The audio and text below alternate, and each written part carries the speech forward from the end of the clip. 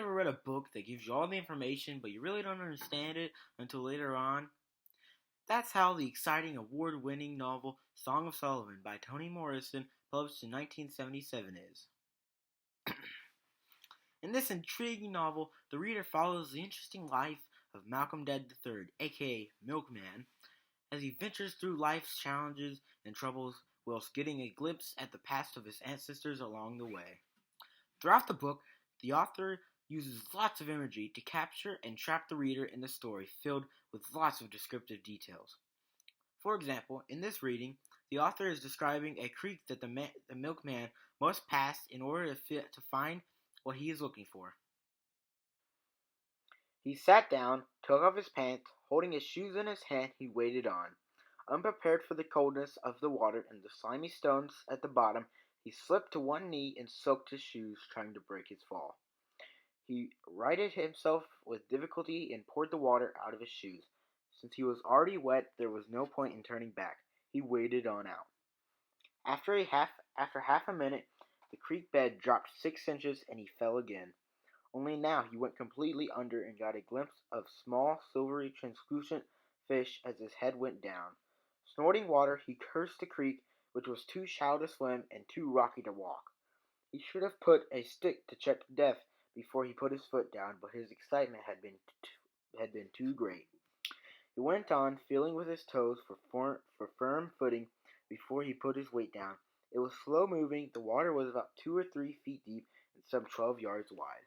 Instead of just telling you he walked across the creek and fell twice, she goes in more depth and describes Milkman's feelings and his surroundings. Another thing the author does to add to her unique style is she blends in a lot of racial input because she grew up in a time of discrimination, and because of that, she strongly believes in race equality. In this reading, a black boy named Guitar realizes that since he is in the North, he can stand up against white people. Listen, go around to the back of the hospital to the guard's office. It will say emergency admissions on the door. ADMISIONS. But the guard will be there. Tell him to get over here on the double. Move now. Move. She unlaced her fingers and made scooping motions with her hands, the palms pushing against the wintry air. A man in a brown suit came toward her, puffing little white clouds of breath. Fire truck's on its way. Get back inside, you'll freeze to death. The nurse nodded. You left out at S, ma'am, the boy said. The North was new to him, and he had just begun to learn he could speak up to white people. Instead of just letting it go, he points out to the lady's mistake, but by the time he does, she's already gone. The author adds these in to show how African Americans can stand up for themselves despite their skin color. I recommend this amazing storytelling Song of Solomon to any high school student or older due to mild sexual content, racial content, and language.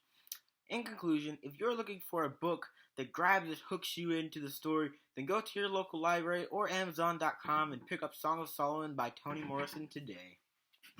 I'd like to thank my family and friends for... No, I'm just joking.